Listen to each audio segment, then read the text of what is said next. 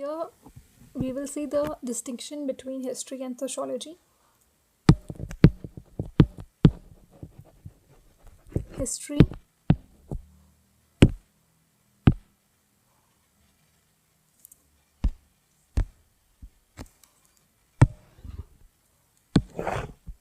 and sociology. The distinction between two. Okay, history क्या है? History हम सबको पता है, जितने भी पास्ट इवेंट्स हैं उनको स्टडी करती है, जितने भी पास्ट इवेंट्स हैं उनको स्टडी करती है, ठीक है. और जो सोशोलॉजी है वो हर एस्पेक्ट को स्टडी करती है, ठीक है, एवरी एस्पेक्ट. उसका रूट कॉज चेक करेगी, उसका कॉन्सिक्वेंसेस देखेगी और फोरकास्टिंग भी, तो सोशोलॉजिस्ट जो हैं वो हर एक एस्पेक्ट को कवर करते हैं. और अगर आप सोशोलॉजी का कोई भी टॉपिक देखोगे, देयर इज़ एनी टॉपिक, उसका आप हिस्टोरिकल बैकग्राउंड देखोगे, उसकी जोग्राफिकल लोकेशन को चेक करोगे, तभी हम कहते हैं कि सोशोलॉजी जो है वो ओवरलैप करती है बहुत सारे सब्जेक्ट्स के साथ और बहुत ही ब्रॉडर वाइडर इसका स्कोप रहता है. आप उसका हिस्टोरिकल बैकग्राउंड देखोगे, उसकी जोग्राफिकल लोकेशन देखोगे, ठीक है, और उसका प्रेजेंट में क्या डिस्प्यूट चल रहा है, या प्रेजेंट में कोई कॉन्फ्लिक्ट है, या प्रेजेंट में वो न्यूज़ में क्यों है, ठीक है. तो मतलब जब हम सोशोलॉजी की बात कर रहे हैं, हम अपने आसपास एनवायरनमेंट में क्या हो रहा है उसको भी पढ़ते हैं, और अगर वो पास्ट से लिंक्ड है तो उसको भी पढ़ते हैं, ठीक है. कोई मूवमेंट है तो आप उसका पूरा हिस्टोरिकल बैकग्राउंड चेक करते हो ना, उसकी जोग्राफी देखते हो, उसका पॉलिटिकल एस्पेक्ट कवर करते हो. तो हर एक चीज़ जो है वो कवर करती है सोशोलॉजी, ठीक है. एक ब्रॉडर पर्सपेक्टिव से हम सोशोलॉजी को देखते हैं, और हमने पहले भी पढ़ा इसके मल्टीपल पर्सपेक्टिव्स हैं, और ये भी पढ़ा कि इसका वाइडर स्कोप है, ठीक है. Aspect, okay. तो जो यहाँ पे हिस्टोरियंस होते हैं वो पास्ट इवेंट्स को देखते हैं, they study past events and फिर वो उसको इंटरप्रेट करते हैं. Then there this interpretation starts by the historians, and then that interpretation could be positive और नेगेटिव. और यहाँ पे सोशोलॉजिस्ट क्या करते हैं, हर स्टडी को पढ़ते हैं, हर एस्पेक्ट से पढ़ते हैं, और फिर उसका रूट कॉज देखते हैं, उसका रूट कॉज क्या है, ठीक है, उसका कॉन्सिक्वेंसेस देखते हैं. कॉन्सिक्वेंसेस क्या हो गया, उसका रिजल्ट, ठीक है, और उसकी फोरकास्टिंग देखते हैं. कौन देखते हैं यहाँ पे, सोशोलॉजिस्ट. सोशोलॉजी के अंडर कौन देखता है, सोशोलॉजिस्ट देखते हैं. और हिस्ट्री को कौन पढ़ता है, historians, okay. Now the first point is historians study the rule of past according to the historical interpretation. According to the historical interpretation.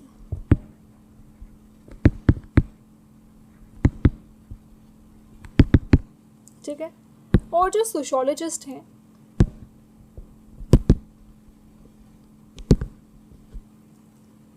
they are more interested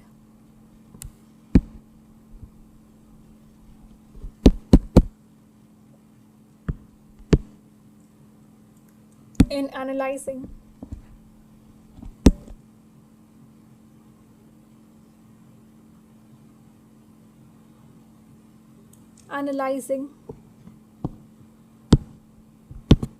the contemporary or recent past,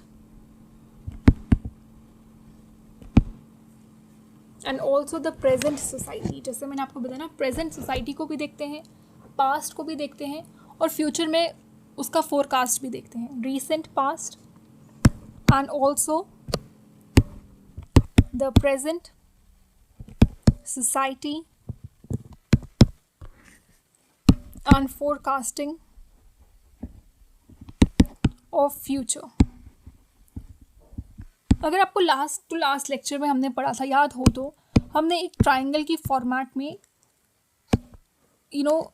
French की society को पढ़ा था कि ऊपर सबसे पहले जो king rule करता है, ठीक है, फिर यहाँ पर प्रीस्ट करते हैं, and then there is commoners. और फिर हमने इसके बाद पढ़ा था ट्रिनिटी को। ट्रिनिटी क्या था? ट्रिनिटी हमारा इक्वालिटी, फ्रेटर्निटी एंड लिबर्टी था, ठीक है। इक्वालिटी, फ्रेटर्निटी एंड लिबर्टी को हमने पढ़ा था।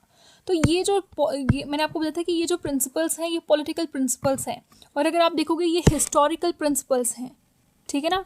और ये हम स्टडी किस में कर रहे हैं? सोशियोलॉजी में। यहीं से पता चल जाता है, इस चीज़ का समझना यहीं से है कि हम प्रेजेंट को भी पढ़ रहे हैं, हम पास्ट इवेंट्स को भी पढ़ रहे हैं, और फोरकास्ट जो है फ्यूचर का वो भी कर रहे हैं, ठीक है। Let me read this.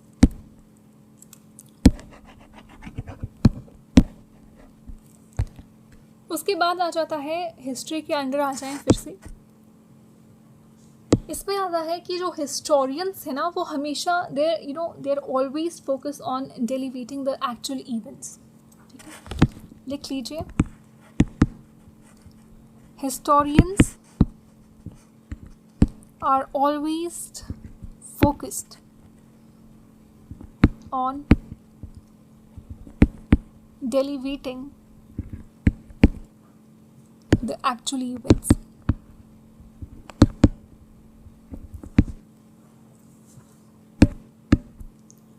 To establish how things happens, to establish how things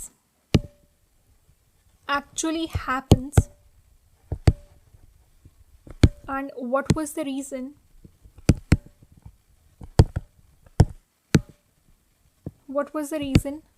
behind it. History में क्या होता है कि आपको पता लगाना कि ये चीज़ क्यों हुई, कैसे हुई, इसके पीछे क्या रीज़न था, ठीक है। तो हिस्टोरियंस, क्या लिखा है मैंने कि हिस्टोरियंस जो हैं वो फोकस्ड हैं on delivering the actual events को डेलिवेटिंग इज डिस्क्राइब करने में लगे होते हैं कि कैसे वो चीज़ हुई। शॉर्ट में लिखा है मैंने establish how things actually happens, कैसे वो चीज़ हुई, कैसे हुई, क्या रीज़न रहा, ठीक है, किस प्रकार हुई, ठीक है। और अगर हम सोशियोलॉजी में देखें तो जो सोशियोलॉजी में क्या होता है, फोकस जो रहता है, the focus is to establish a casual relationship between actors and their associated social action, ठीक है। फोकस किस पे रहता है कि एक कैजुअल रिलेशनशिप जो है उसको बिल्ड करना एक्टर्स के बीच में और जो सोशल एक्शन उनसे एसोसिएटेड है, ठीक है। अब यहाँ पर ये एक्टर्स आपको समझ नहीं आ रहा होगा, याद रखना जब हम सोशियोलॉजी पढ़ते हैं हम एक्टर्स के लिए बोलते हैं लोगों को। कहीं पर एक्टर्स लिखा होगा, कहीं पर सब्जेक्ट लिखा होगा, subject is also people, they refer to, these two terms refer to people of who, people of society, ठीक है। तो जब हम सोसाइटल टर्म्स में पढ़ेंगे तो हम उन्हें एक्टर्स कहेंगे, ठीक है। एंड दूसरा यहाँ पे एक टर्म है कि and there associated social action, कोई भी एक्शन सोसाइटी में करना is known as social action, ठीक है। और याद रखिएगा कि जो सोशल एक्शन है कि मैक्स वेबर ने, आगे हमने जितने भी थिंकर्स हैं उनको इलाबोरेट फॉर्म में पढ़ना है, डेफिनेटली पढ़ना है, लेकिन आप देखिए जहाँ जहाँ पे वर्ड्स आते हैं थोड़ा थोड़ा समझ लीजिए, उससे आपको एक बेसिक और एक थोड़ा सा ब्रॉडर व्यू की समझ रहेगी, आपका जो होराइजन है वो बढ़ेगा। हमने थिंकर्स डेफिनेटली पढ़ने हैं अकॉर्डिंग टू द सिलेबस, जो सिलेबस की वीडियो मैंने डाली हुई है, you can check it out there. उसी हिसाब से, उसी पैटर्न से जो है हमारे चैप्टर्स चलेंगे वन बाय वन, ओके। ऐसा हॉच पॉच नहीं रहेगा कोई भी सब्जेक्ट में। आपको मैं कोई भी टॉपिक इस तरीके से नहीं पढ़ाऊंगी कि आज 1 पढ़ाया है और चैप्टर हम सीधा 7 पे जंप कर लेंगे, नो। तो मैक्स वेबर जो है उसने सोशल एक्शन की थ्योरी दी थी, ठीक है। उसके बाद आ जाता है हिस्ट्री जो है वो बहुत ही कॉन्क्रीट डिटेल्स को पढ़ती है। क्या स्टडी करती है history? It studies the concrete details. Concrete होता है बहुत ही सॉलिड डिटेल्स, ठीक है। Concrete means solid details. किस चीज़ की डिटेल्स पढ़ती है? सारी जितने भी इवेंट्स, पास्ट इवेंट्स से हर एक इवेंट को पढ़ती है डिटेल में, ठीक है। इस ऑब्जेक्टिव के साथ, with an objective discussion of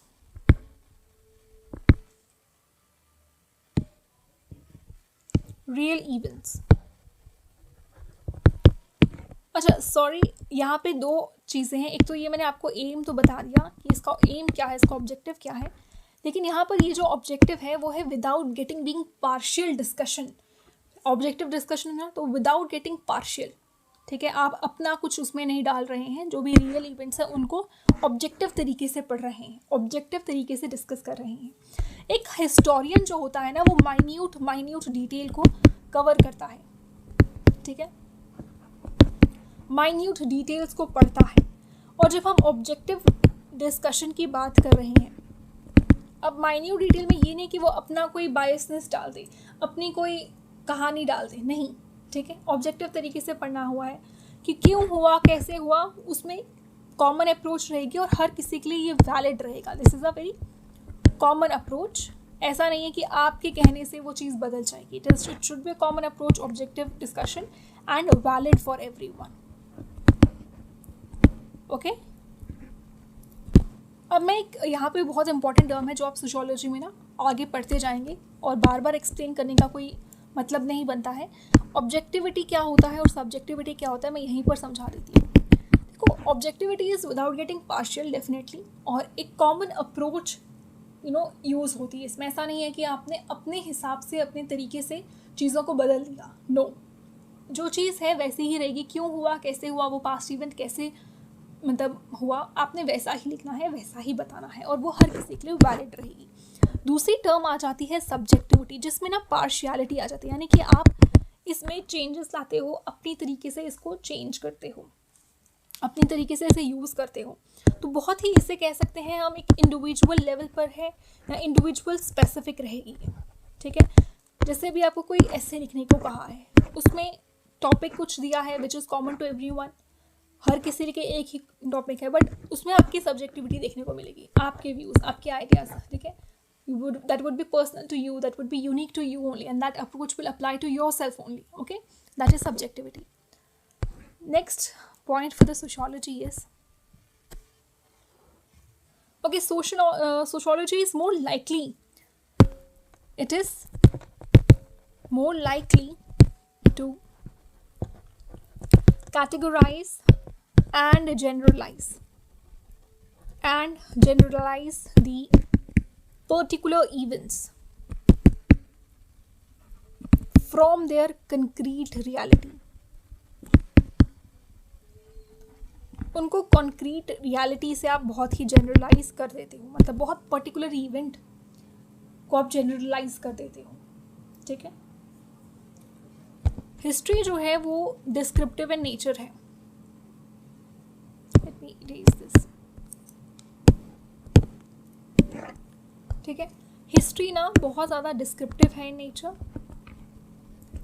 descriptive in nature who history, okay, whereas if you see sociology, it is descriptive as well as normative, descriptive as well as normative in nature, okay। Now history look at the event, history जो है ना, it looks at the event from the framework of time, और ये हम सबको पता होगा, time के हिसाब से ये चीज़ों को देखती है। जैसे एग्जाम्पल ले लेते हैं, कोई डेट ले लीजिए आप, हमने पीछे भी पढ़ा था, डेट्स को हमने पढ़ा था, ठीक है। कोई डेट ले लीजिए आप, ठीक है, तो एक फ्रेमवर्क ऑफ टाइम में चीज़ें हो रही हैं, है ना। एक इवेंट, क्रोनोलॉजिकल इवेंट इसे ही कहते हैं। तो हिस्ट्री चीज़ों को टाइम के फ्रेमवर्क के हिसाब से देखती है, इवेंट्स को टाइम के फ्रेमवर्क के हिसाब से देखती है, ठीक है, अंडरस्टूड। और फिर उसे हम एक क्रोनोलॉजिकल टाइमलाइन भी कहते हैं। एक आई डोंट नो इफ आप ने पढ़ा है इकोनॉमिक्स में कि नहीं। If you have studied economics, okay, for UPSC, उसमें आपने पढ़ा होगा कि 1800 से 1957 एक ना फिलिप्स कर्व आया था। फिलिप्स कर्व आया था 1958 में, ठीक है, 1958 में। और डब्ल्यू फिलिप्स ने ये जो है कॉइन की थी। और उसने क्या ऑब्जर्व किया था, he has observed during this framework of time. और इस फ्रेमवर्क ऑफ टाइम में उसने क्या ऑब्जर्व किया था कि जो इन्फ्लेशन है, inflation is inversely proportional to unemployment. Inflation is inversely proportion to unemployment, ठीक है। उसके बाद आ जाओ sociology. Sociology looks at the event, sociology looks at the events and the institutions को भी देखती है, events को भी देखती है। institutions बहुत important है। institutions from the perspective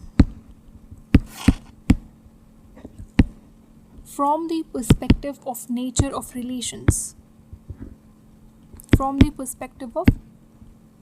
of relations,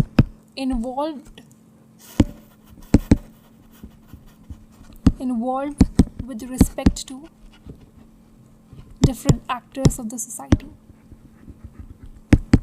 different को मैंने शॉर्ट में ऐसे लिख लिया है, different actors of the society, ठीक है। तो जो सोशियोलॉजी है वो इवेंट को और इंस्टीट्यूशंस को इस तरीके से देखती है, इस नज़रिए से देखती है कि उसका अलग अलग एक्टर्स के साथ क्या रिलेशन है, ठीक है, नेचर ऑफ रिलेशन क्या है। Thank you, that's all for today.